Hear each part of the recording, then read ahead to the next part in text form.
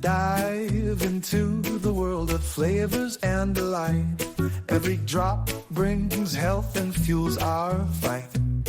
Coffee, the ultimate treat. Podcast takes the lead, where each brew inspires and plants the seed. Now let's explore curiously with our taste buds and ears, with every delightful sip with the host. We're really looking at a way to not just make better coffee, but to kind of, preserve the planet. Agroforestry and organic farming, these are just a few methods that help producers reduce deforestation and protect biodiversity in coffee-growing regions. Right?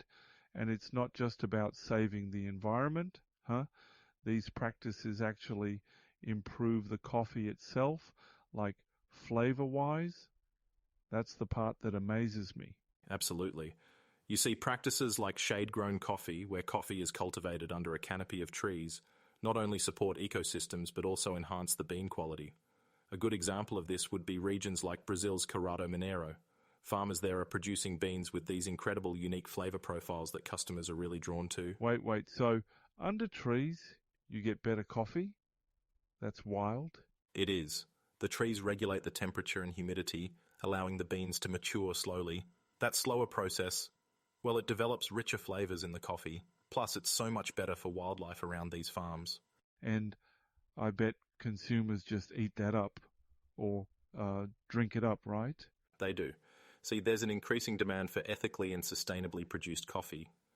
Certifications like Fair Trade or Rainforest Alliance play a huge role here. They not only ensure better conditions for workers and farmers, but also help companies meet consumer expectations for transparency and sustainability. Okay, but those certifications can't be cheap to get, can they? You're right.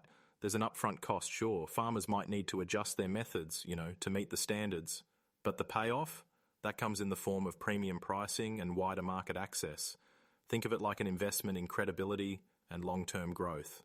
That makes sense. Plus, it sounds like it really aligns with those sustainable development goals, doesn't it? Exactly. It's all about striking that balance, helping the planet, supporting farmers, and still delivering, let's face it, amazing coffee. And honestly, it's the kind of mutually beneficial approach that's shaping the future of the industry. Wow. So, better coffee and a better planet. What's not to love? It's the way forward, mate. And, we're seeing more and more entrepreneurs tapping into these practices as a way to innovate. Exactly. And one of those innovative practices shaping the industry is finding ways to create value from what might otherwise be wasted, like recycling coffee waste.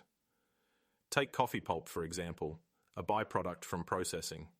Instead of tossing it, producers can turn it into organic fertilizer. It's efficient, eco-friendly, and improves crop yields. Wait, hold up. They're taking the leftover pulp and putting it back into the soil? Exactly. It's a brilliant example of the circular economy in action. Farmers benefit by cutting down on chemical fertilizers, which, well, don't just save them money, but also helps the environment. And, it opens up new business opportunities. There's this project in Brazil where they've scaled this up to supply organic fertilizers to other farmers. That's genius. It really is. And entrepreneurs can learn a lot from this. Take coffee roasters, for instance. They can partner with farms like this and market themselves as eco-conscious brands. It's a win-win. Right? Because consumers are all about sustainability these days.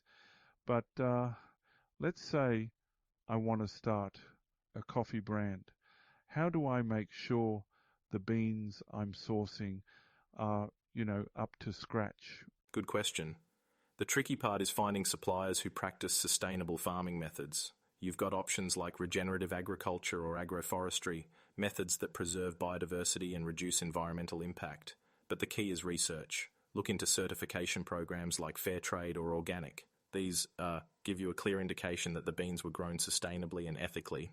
Okay, but how do I build a brand around that? I mean, it's got to be more than a nice sticker on the bag, right? Spot on. Your brand story has to connect. People want transparency, so share the journey. Use digital tools to highlight the supply chain. Let customers know where their coffee comes from, like straight from the farm to their cup.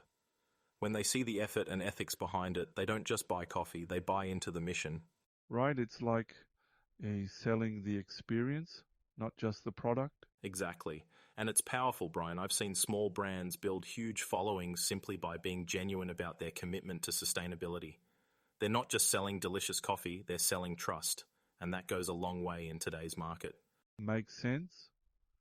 So, adopt sustainable practices, choose the right beans, build a story. Sounds like entrepreneurs have plenty of room to innovate here. No doubt about it. Sustainability isn't just some trendy buzzword. It's a massive opportunity for business and for making a difference. And, it's entrepreneurs who can really drive this change if they approach it the right way. And speaking of opportunities for entrepreneurs, technology is really stepping up to make sustainable practices even more attainable. Take precision agriculture, for example. Farmers can now use data to monitor soil health, track weather patterns, and make exact adjustments. It's like having a custom roadmap to maximize yield while minimizing resource waste. It's a game changer. Wait, like they're using actual tech on the farm? Sensors and that sort of thing? Exactly. Picture smart sensors in the fields tracking moisture levels, telling farmers exactly when to water and how much. It saves water, energy, and even time. And, less waste means lower costs, which is a win-win all around. Okay, but what about transparency? Like, how do I know my coffee is really sustainable when it gets to me? Great point. That's where blockchain comes in. Imagine scanning your coffee bag and seeing its journey, from the farm where it was grown all the way to your cup. Blockchain makes that happen. It's all about traceability, giving consumers confidence in the sustainability credentials of what they're buying. So it's like building trust through tech? That's huge. Massive, Brian. And it's not just trust, it's efficiency too. Digital platforms are connecting farmers directly to buyers, cutting out the middlemen. That means farmers get better prices, and we as consumers get fresh, ethically sourced coffee. And I guess that also helps with mindful consumption, right? Like knowing where your coffee comes from could make you, enjoy it more. Absolutely. When people see the effort behind growing and producing coffee, it turns every cup into a conscious choice. It's not just coffee anymore, it's a connection to the farmers, the land, even broader environmental systems. Wow, when you put it like that, it's kind of humbling, isn't it? It is, and it reminds us that innovation isn't about replacing traditions, it's about enhancing them. Technology can complement the craftsmanship and care that already exist in great coffee. Man, I'm walking away from this episode with so much respect for what goes into a simple cup of coffee. That's the goal, mate. Coffee isn't just a drink, it's a story, it's a mission. And the future looks bright when we bring sustainability and technology together. On that note, we'll leave it here for today. Until next time.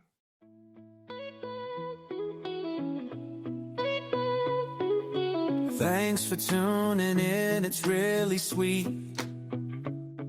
Your ears too were quite the treat. Sipping knowledge in every beat. We hope you found it hard to retreat. Community bonds we hold so tight in the dark roast or morning light. Gathering stories brave and bold. Every listener pure gold. Thank you from the host.